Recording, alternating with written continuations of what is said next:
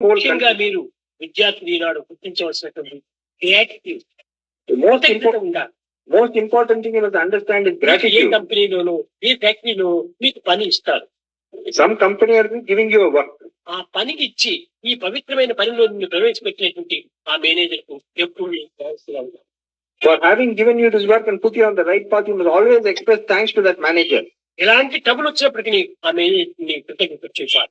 Even during the trouble, you must express your gratitude to that కృతజ్ఞత manager. లేకపోతే మనం మానవత్వమే కాదు. Without gratitude, you are no man. There's no manhood. అంతేకాకుండా ఈ కృతజ్ఞతని ఎక్కడ నేర్చుకోవాలి మీరు? How should you cultivate this మొట్టమొదటి gratitude? ఇంటిలో నేర్చుకోండి. First, cultivate it in the house. నీ తల్లికి నీ తండ్రికి మొట్టమొదటి నీవు gratitude. Express your gratitude first to your parents. ఎందుకోసం అందించాలి వారికి? Why should you do it? నీ బ్లడ్, నీ ఫుడ్, నీ హెడ్, నీ దుడ్డు అంత parents. Entirely, all your blood, food, head, everything is given by parents. Even money is given by them. కనుక first gratitude your parents. Therefore, give the gratitude to your parents. తర్వాత నీకు ఒక పనిని ఇచ్చి నీ యొక్క జీవితానికి ఆదర్శంగా నిరూపించినటువంటి ఆ మేనేజర్ కు gratitude. For having put you on the creative